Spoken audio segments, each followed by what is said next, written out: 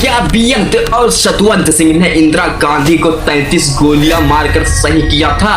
और अगर हाँ तो आखिर इन दोनों बॉडीगार्डों ने इंदिरा गांधी को मारा क्यों था? और क्या भारत के प्रधानमंत्री को मारना इतना आसान है? इन सब सवालों का जवाब इस वीडियो में है। इस वीडियो में यह भी बताया गया है कि आखिर इंदिरा गांधी की हत्या का मास्टरमाइंड कौन था।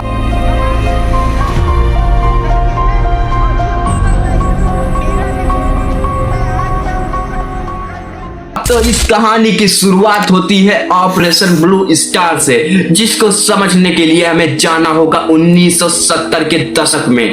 उस समय पंजाब में सिख राजनीति अकाली दल के आसपास थी। इन्होंने भारत की सरकार से कुछ मांगे रखी, जिसे आनंदपुर साहिब रेजुलेशन कहा गया। इनमें शामिल था राज्यों को अधिक अधिकार, चंडीगढ़ को पंजाब को देना, सिख पहचान को मजबूत करना। और इसी समय एक धार्मिक नेता जरनैल सिंह भिंडरावाले आए। ये दमदमी टकसाल नामक धार्मिक संस्था से जुड़े हुए थे। दमदमी टकसाल एक प्राचीन और पारंपरिक रूढ़वादी सिख मदरसा है, जिसे चलती फिरती यूनिवर्सिटी के नाम से जाना जाता है। जरनैल सिंह का जो भाषण होता था वो बहुत आक्रामक होता था, जैसे इस समय हमारे योगी जी का है। इनके जो आक्रामक भाषण थे, जब उसको लोगों ने सुना तो उनका खून खौलने लगा और हिंसा शुरू हो गई। इस हिंसा में पुलिसों पर हमले हुए, पत्रकारों की हत्या हुई, बसों और ट्रेनों को जला दिया गया। इस हिंसा को रोकने के लिए भारत की सरकार ने ऑपरेशन ब्लू स्टार चलाया और इसी समय जरनैल सिंह गोल्डन टेम्पल में रहने लगे थे। गोल्डन टेम्पल के अंदर एक इमारत था, अकाल तख्त। उग्रवादियों ने यहीं पर बंकर और मशीन गन पोजीशन बना ली थी और भारी हथियार भी जमा कर लिए थे। 1 जून 1984 को इंडियन आर्मी ने अमृतसर के गोल्डन टेम्पल को चारों तरफ से घेर लिया। 3 जून 1984 को कर्फ्यू लगाई जाती है और 5 से 6 जून के बीच भयंकर लड़ाई होती है। इस लड़ाई में सैकड़ों लोग मारे जाते हैं, हजारों लोग घायल होते हैं और यहीं से इंदिरा गांधी की हत्या का प्लान बनना शुरू होता है। ऑपरेशन ब्लू स्टार से देश की सिखों के अंदर बहुत ज्यादा आक्रोश फैल चुका था। वो किसी तरह अपना बदला देश की गवर्नमेंट से लेना चाहते थे। इसी तनाव और गुस्से के माहौल में वो दिन आ जाता है 31 अक्टूबर 1984 का। 31 अक्टूबर की सुबह इंदिरा गांधी को अपना इंटरव्यू देने के लिए अपने रेजिडेंट से पैदल अकबर रोड की तरफ जाना था। उस समय 1 अकबर रोड उनका ऑफिस हुआ करता था। सुबह 9:20 पर वो इंटरव्यू के लिए अपने रेजिडेंट से निकल जाती हैं। जब वो बाहर निकलती हैं उस समय उनके साथ और भी कुछ लोग थे। उनके अपने personal security RK Dhawan, personal security officer Rameshwar Dayal, पुश्तैनी नौकर नाथुराम और उनको धूप से बचाने के लिए छतरी पकड़कर चलने वाले कांस्टेबल नारायण सिंह।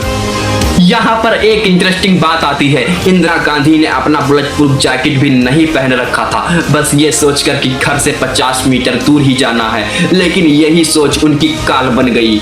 उनके 2 बॉडीगार्ड सतवंत सिंह और बेअंत सिंह में से एक यानी सतवंत सिंह ने पेट खराब होने का बहाना बनाया। जैसे जैसे इंदिरा गांधी अपनी ऑफिस की तरफ चलती जा रही थी, वैसे वैसे बेअंत सिंह उनकी तरफ बढ़ता जा रहा था। जैसे ही इंदिरा गांधी ने बेअंत को देखा तो वो मुस्कुराई और नमस्ते करने के लिए हाथ जोड़ने की पोजीशन में आ गई। 9:25 पर बेअंत सिंह ने अपनी रिवॉल्वर निकाली और इंदिरा गांधी पर तान दी। जब तक कि कोई कुछ समझ पाता तब तक बेअंत सिंह के रिवॉल्वर से 3 गोलियां निकल चुकी थी, जो जाके इंदिरा गांधी की चेस्ट में लगी।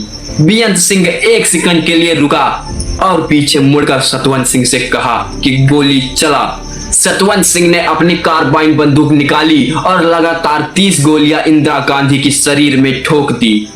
जैसे ही रामेश्वर दयाल इंदिरा गांधी को बचाने के लिए आगे बढ़े, वैसे ही सतवंत सिंह के बंदूक से निकली गोली उनके पैर में लग गई और उसी समय दोनों बॉडीगार्डों ने अपने वेपन को फेंक कर कहा कि हमें जो करना था वो हमने कर दिया। इंदिरा गांधी को nearest hospital all India institute of medical science यानी एम्स में ले जाया गया, लेकिन दुर्भाग्यवश वो नहीं बच पाई। अगर आप ये सोच रहे हो कि इस प्लान का मास्टरमाइंड कौन था, तो वो था कहर सिंह। कहर सिंह दिल्ली में ही काम करता था और वो बेअंत का चाचा था। उसने ही बेअंत को उकसाया और साजिश में मदद की। बीएन सिंह की मौत वहीं पर हो गई थी और सतवंत सिंह और मास्टरमाइंड कहर सिंह को अदालत ने सजा दिया। तो इस वीडियो को बनाने में बहुत मेहनत लगा है, तो वीडियो को एक लाइक जरूर कर दे और कैसा लगा आपको वीडियो ये कमेंट में जरूर बता सकते हैं। जय हिंद, जय भारत।